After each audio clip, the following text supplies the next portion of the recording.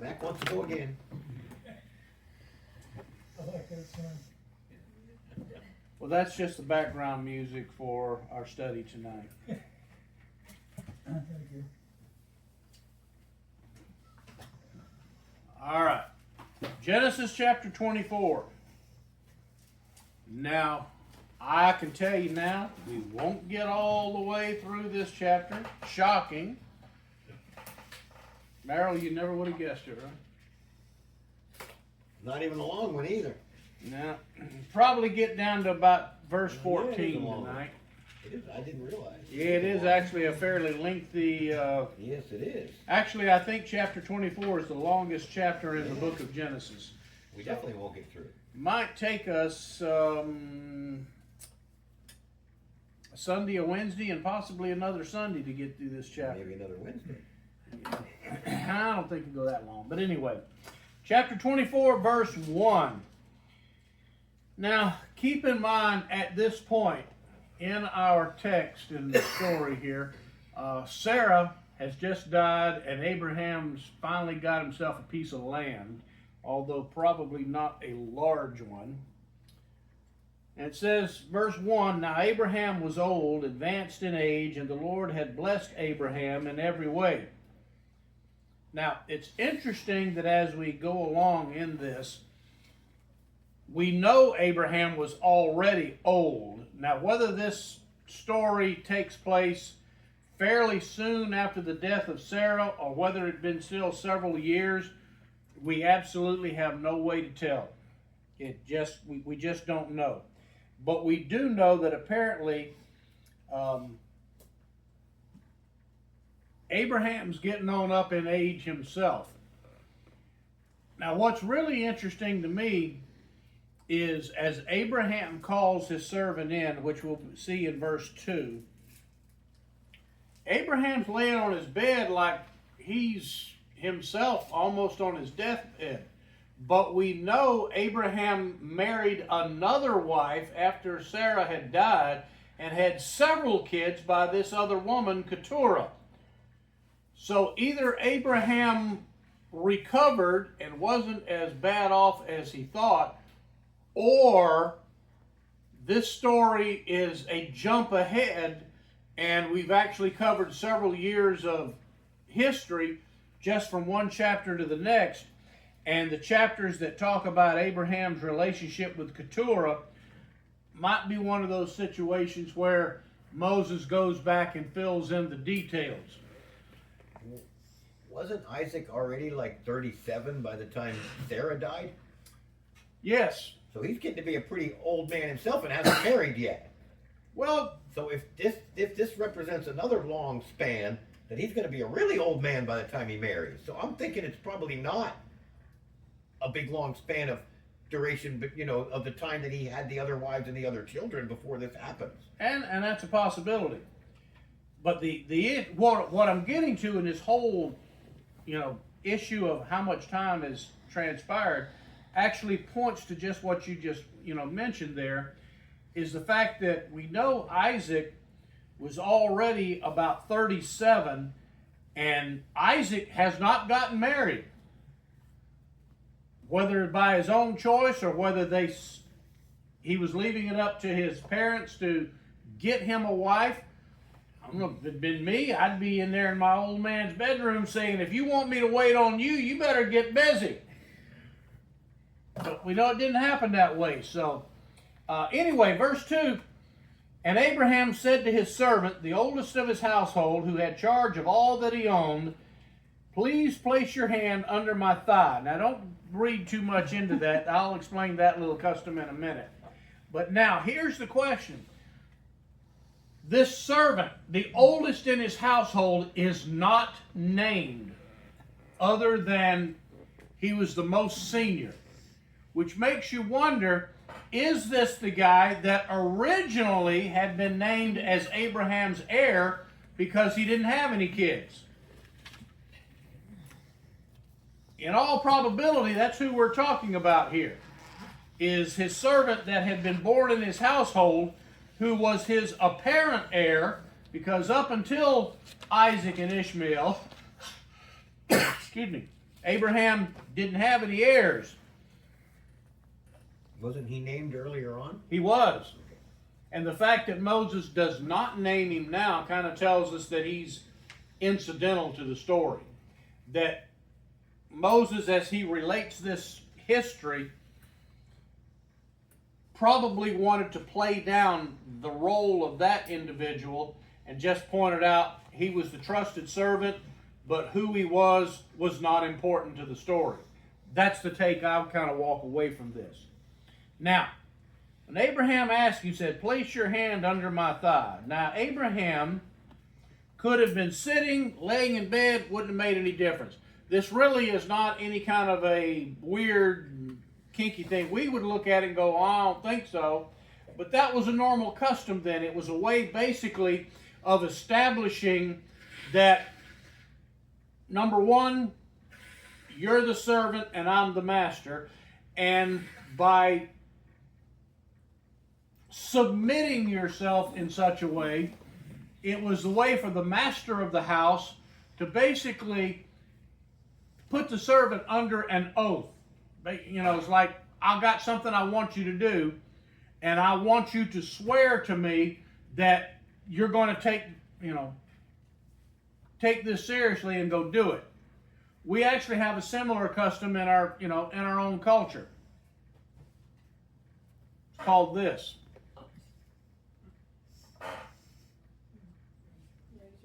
Yeah, raise your right hand. Now, does this mean that if I raise my right hand that I'm actually going to tell the truth?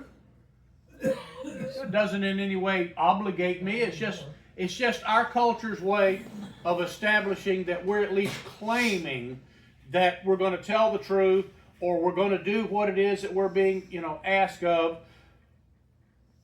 Putting your hand under the master's thigh was their culture's equivalent of this. Well, I'm glad we don't do that in court. That would be creepy. Step around here behind my bench. Can you go get me something to drink, please? Yes, I can. What would you like? Dr. Pepper. All right.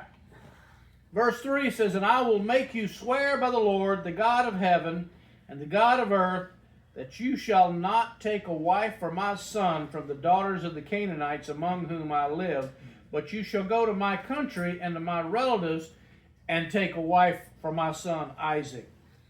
Notice at this point, this kind of explains why Abraham at this point has not made any effort to get Isaac a wife, because they believed in arranged marriages back then. There were some that would go out and find their own wives, and usually whenever it happened, it would cause some displeasure. For example, consider Isaac's sons, thank you, Jacob and Esau. Rebekah arranged for Jacob to go back, same place, go back to the relatives and get one of your relatives to be your wife. But where did Esau get his wives? Those other people. Esau didn't wait for his parents to arrange him a marriage. He just went and got one from the locals. And Rebekah and Isaac despised them from that point on. And we see nothing good came of that. I'm confused. Go to my country. He doesn't have a country. He's a nomad. Well, he's talking about where he came from. That basically saying, go back to my hometown. But who of his people are in his hometown? We're going to get to that. Okay. It will tell us. But now that you brought that up, I mean, his people follow from him, so there's none of his people that predate him. well, don't you remember we actually discussed this just last week, that Abraham's father was Terah. Yeah. And how many brothers did Abraham have? 2. One of them was dead. One of them still living, Nahor. And if you'll recall, that's actually why at the end of chapter 22, why Moses stops and spends about 5 verses here telling us about all of Nahor's descendants. That's actually what that was setting up. That answers your question as to who his relatives are. So Isaac's got a whole pile of cousins back home. He may not have any brothers and sisters other than one half brother, but he's got a whole pile of cousins. And remember back then, at that particular time in history, kissing cousins was the thing. And it wasn't looked down upon. Now, where's the hometown? Now, keep in mind, while it's not on this map, where Abraham and his entourage lived at the time would have been right in here in southern Canaan. Can you see that? That's right. Close enough? All right, now, where was Abraham from originally? On this map is Ur, which is over here in the region of what's called Babylonia. That's where Babylon then developed later on as an empire. Due east. Well, of course, now, you couldn't have gone due east. Why not? Desert. Yeah, because all of this area in here, you wouldn't have made it more than a day or two's journey before you'd have died of thirst. All this Arabian desert, you can't go there. But that is not where the servant went. Because what happened with all of Abraham's relatives? They didn't stay in Ur. Yeah. Remember, they had already, before Abraham had left the rest of his family, when his father was still living, the Bible tells us that the whole family had migrated from Ur up here to this little area called Haran. So this is what Abraham considers now his hometown, because that's where all the relatives are. No, none of Abraham's relatives, other than if you go back, 2 or 3 more generations, there might have been some others that would have been really distant relatives living here. But what would have been different about those? Any distant relatives Abraham might have had living here would have been pagans. They did not worship the true God. Which is why Abraham wants his servant to leave here and go up here to Haran, where all of Nahor's descendants and relatives are, because you'll recall that at that time, if the family patriarch migrated, because he was the patriarch, they would all have followed with him. So all of not only Abraham, but Lot, all of Nahor's family, the whole pile of them would have all migrated to this area up here, Haran, which today is in north of Syria. And what today is north of Syria? Turkey. Yep, that is all the land today that's Turkey. And just to the east of that is Iraq. But that's where the relatives are, which is almost due north, up around, across the Euphrates River. Now, there's a reference which we'll get to here shortly about the land of 2 rivers. You've got the Euphrates River here and the Tigris River coming up here. Also, you've got several tributaries of the Euphrates in this general area. But notice what's interesting about Haran. I realize from that distance you probably can't see it, but there's this tributary of the Euphrates River going up north through Haran. It splits right here, and Haran is sitting right where those 2 converge. The convergence of 2 rivers that then themselves flow into the Euphrates. That's where he's telling his servant to go to. So we'll go back here. It says, "You shall go to my country," this is verse 4, "and to my relatives, and take a wife for my son Isaac." Well, that's where all the relatives are, is in Haran. Why does Abraham want his servant to get Isaac a wife from the relatives? To obey God's command. What's that? Knows what he's getting, basically. Well, yeah, but you're both right here. To keep the Because bloodline. unlike the, 3rd, 4th, 5th, generation cousins that may still be living over in Ur, who Abraham probably doesn't even know. But one thing he does know about Nahor and Nahor's descendants, they all worship the true God. He wants Isaac to marry someone who believes in the same God he believes in. You know, I've heard a lot of people say and I've even read commentaries that talk about, oh, Abraham was the only one that wasn't a pagan. That's nonsense. Why do you think Abraham wanted Isaac to marry one of his cousins? Because he knew those cousins were not pagans. Otherwise, if they'd have been pagans, what difference would it have made who they married? Not one bit. These people were not pagans. They believed in the same God Abraham did. All right. Verse 5, he says, and the servant said to him, suppose the woman will not be willing to follow me to this land. Should I take your son back to the land from where you came? Then Abraham said to him, beware lest you take my son back there.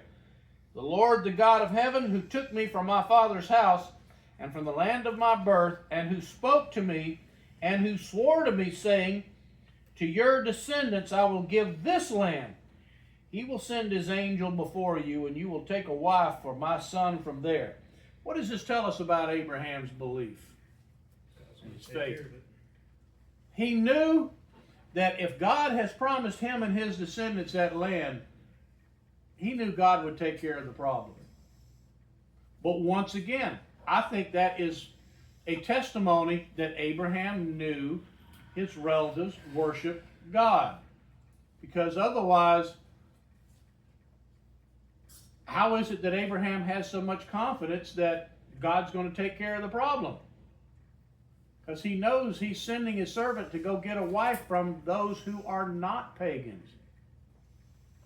Real quick, do you think, where did they get it from? Because, I mean, Abraham left his family because they were pagans, his dad being pagan. But keep in mind, go back to when we studied that here about 5 or 6 chapters back.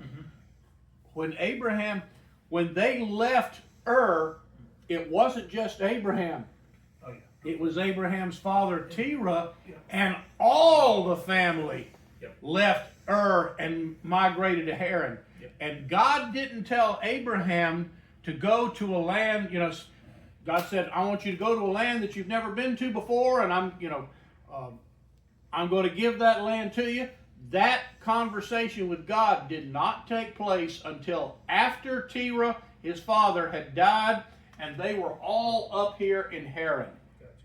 That's when that conversation took place. And God singled Abraham out and said, I want you to go. But he didn't give that command to any of the rest of the family, so the rest of the family stayed there. Except for one. Who was that? Lot. And that's because Lot was Abraham's adopted son, if you will. He also seems pretty confident in stating that God will send his angel before you. Mm-hmm. Does that mean that in some way he was also a prophet?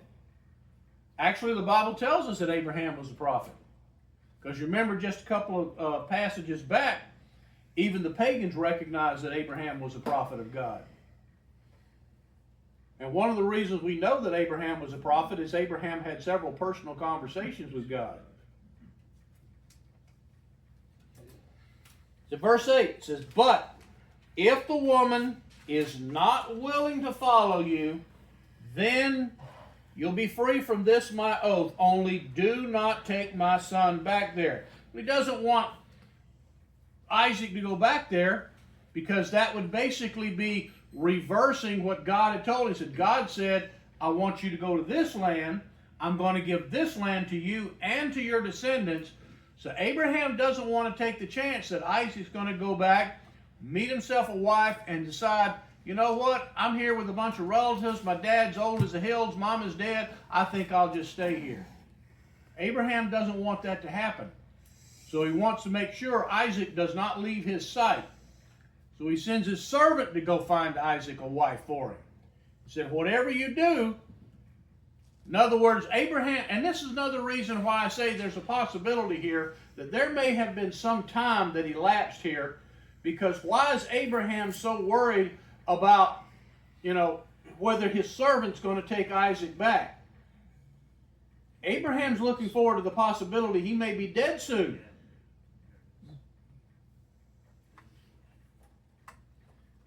So the servant placed his hand under the thigh of Abraham, his master, and swore to him concerning this matter. Aren't you glad to put your left hand on the Bible and your right hand under the judge's thigh? Nah, glad we don't do that anymore. Verse 10 says, Then the servant took 10 camels from the camels of his master. By the way, this would have been a drop in a bucket. But what's the purpose of this? To haul the dowry. No, this is the dowry. Yeah. He knows that if his servant's going to come back with a woman, he's going to have to pay for this woman.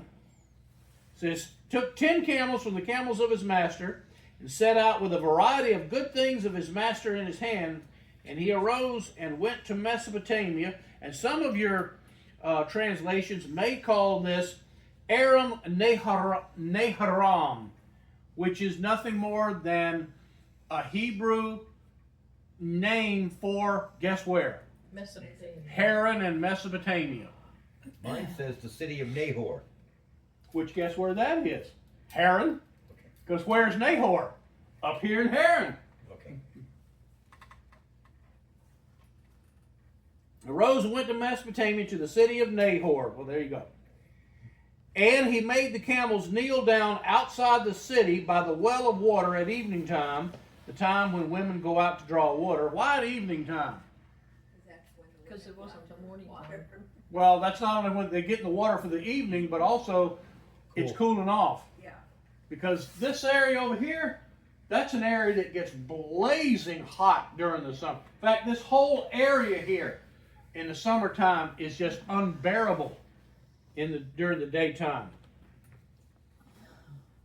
Anyway, verse 13 says, Behold, I'm standing by the spring, and the daughters of the men of the city are coming out to draw water.